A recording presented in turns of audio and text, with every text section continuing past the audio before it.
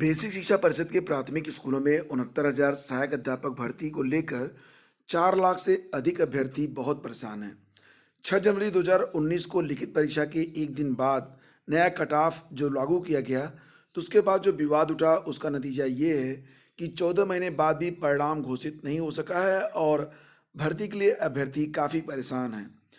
परीक्षा के अगले दिन यानी कि 7 जनवरी 2019 को पासिंग मार्क 60-65% कर दिया गया था, जबकि भर्ती के शासनादेश में इसका कोई जिक्र नहीं किया गया था और अभ्यर्थियों ने कट ऑफ के खिलाफ 11 जनवरी को याचिका की, जिस पर हाई कोर्ट की सिंगल बेंच ने कट ऑफ 40-45% करने का आदेश दिया था। इसके खिलाफ सरकार ने 22 मई को डबल बेंच में याचिका दायर की, जिसकी सुनवाई अभी तक पूरी नहीं हो सकी है। लिखित परीक्षा में टीईटी पास 4,10,440 अभ्यर्थी शामिल हुए हैं और डबल बेंच में 22 मई को सरकार की तरफ से याचिका दायर किए जाने के बाद से मामला लंबित है। प्रभावी पैरवी के लिए अभ्यर्थियों ने 27 अगस्त और 11-12 सितंबर को लखनऊ में धरना भी दिया था। और दोस्तों, इस मैटर पर कौन बनेगा करोड़पति में 25 लाख का इनाम जीतने वाली 69,000 शिक्षक भर्ती की दावेदार उषा यादव का कहना है कि मेहनत से पढ़ने के बावजूद भी हमें अभी घर में बैठना पड़ रहा है।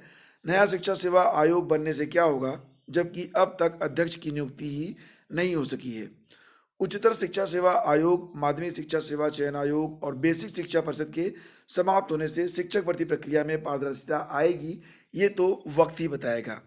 और देखिए, 69,000 शिक्षक भर्ती में जो मैटर है उस पर आगे की सुनवाई आज भी जारी रहेगी। कल 25 फरवरी को सुनवाई चल रही थी और कल के बाद आज दूसरा दिन होगा लगातार जब इस पर सुनवाई आगे बढ़ेगी और अभ्यर्थी बेहद बेसब्री से इंतजार कर रहे हैं कि ये 69,000 का जो प्रकरण है वो जल्द से जल्द समाप्त हो और कम से कम जिन्हें भी नियुक्ति पाना है वो लोग नियुक्ति पा जाएं, ताकि अभ्यर्थी जो हैं वो यहाँ से उम्मीद या नाउम्मीद होकर अपने लिए अगली परीक्षा की तैयारी अब कर सकें। उत्तर प्रदेश टीईटी यानी कि यूपी टीईटी 2019 में बड़ी संख्या में अभ्यर्थियों के परिणाम में इनवैलिड लिख कर आ रहा है और इसकी तादाद लगभग 20,000 से अधिक है। हालांकि सचिव अनिल भूषण चतुर्वेदी ने पिछले दिनों शासनादेश का हवाला देकर विज्ञप्ति जारी की थी कि अब परिणाम में बदलाव नहीं होगा और इसको लेकर अभ्यर्थियों का एक वर्ग कार्यालय के सामने अनशन पर बैठ गया है और उनका कहना है कि कई ऐसे भी अभ्यर्थी जिन्होंने ओएमआर में प्रश्न पत्र से जुड़ी सारी जानकारियां लिखी हैं, फिर भी उनका परिणाम इनवैलिड है। अभ्यर्थी इसे रिजल्ट में छेड़छाड़ बताकर जांच की मांग कर रहे हैं और इसके लिए अब वो अनशन की तैयारी में हैं।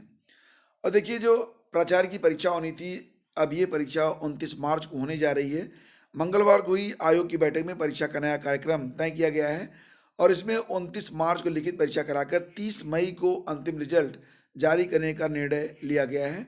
28 को एजेंसियों का प्रस्ताव खुलेगा।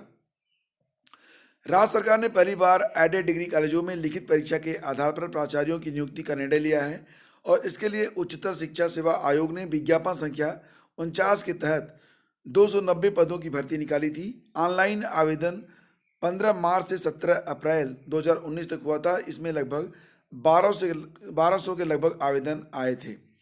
और दोस्तों, यहाँ पर जो परीक्षा का नया कार्यक्रम है वो आपके सामने आपकी स्क्रीन पर है। 29 मार्च को लिखित परीक्षा होगी। 1 अप्रैल को उत्तर कुंजी का प्रकाशन, जो कि 16 अप्रैल तक आयोग की वेबसाइट पर रहेगा। 20 अप्रैल आपत्तियों का निस्तारण किया जाएगा। 22 अप्रैल को अंतिम उत्तर कुंजी का प्रकाशन। 27 अप्रैल लिखित परीक्षा का रिजल्ट।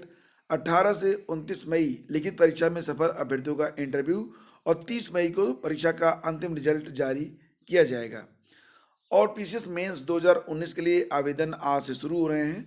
13 मार्च तक भरे जाएंगे फॉर्म। 20 तक जमा होगी आवेदन की हार्ड कॉपी। तो पीसीएस 2019 की मुख्य परीक्षा के लिए ऑनलाइन आवेदन की प्रक्रिया 26 फरवरी को दोपहर से शुरू होगी। आवेदन की अंतिम तिथि 13 मार्च निर्धारित की गई है, जबकि आवेदन की हार्ड कॉपी 20 मार्च तक जमा करनी है। उत्तर प्रदेश लोक सेवा आयोग के कैलेंडर में पीसीएस मुख्य परीक्षा 20 अप्रैल से प्रस्तावित है और आयोग ने 17 फरवरी को प्रारंभिक परीक्षा का परिणाम घोषित किया था, जिसमें मुख्य परीक्षा के लिए कुल 6,320 अभ्यर्थियों को सफल घोषित किया गया है। प्री में सफल घोषित किए गए अभ्यर्थियों को अब मुख्य परीक्षा के लिए ऑनलाइन आवेदन शुरू करना है, मतलब कर देना है और आवेदन की प्रक्रिया बुधवार से शुरू होने जा रही है। परीक्षा नियंत्रक अरविंद कुमार मिश्र के अनुसार अभ्यर्थियों को आयोग की वेबसाइट पर प्रदर्शित फॉर्मेट पर विकल्प प्रयागराज या लखनऊ में से किसी एक वांछित केंद्र को चुनना है। सारी जानकारी जो अभ्यर्थी हैं उन्हें वेबसाइट पर प्रोवाइड करवा दी गई है। और इसी के साथ दोस्तों आगे बढ़ते हैं, चलते हैं अगली खबर पर। जैसा कि आप जानते हैं, वर्तमान में अमेरिका की प्रथम महिला मेलानिया ट्रंप दिल्ली के साउथ मोतीबाग स्थित सर्वोदय सशिक्षा उच्चतर माध्यमिक विद्यालय में बच्चों से बेहद आत्मीयता से मिली हैं।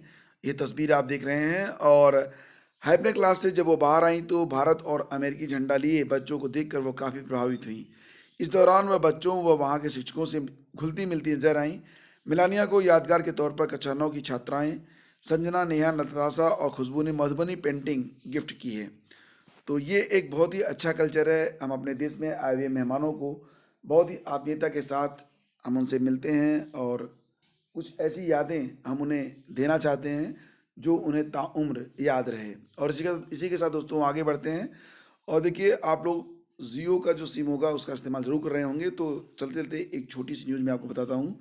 जियो ने 2 नए छोटे छोटे रिचार्ज पेश किए हैं। हालांकि इनकी जो वैधता है वो मात्र 14 दिन की ही होगी, लेकिन फिर भी जो लोग चाहें वो इस रिचार्ज का प्रयोग कर सकते हैं। 49 रुपये और 69 रुपये का 2 रिचार्ज आया है जिसकी वैधता होगी 14 दिन। और इसमें 49 रुपये का जो रिचार्ज है उसमें जियो टू जियो अनलिमिटेड कॉलिंग के साथ 250 मिनट जियो टू अदरकली कॉलिंग होगी और 2 GB डाटा मिलेगा।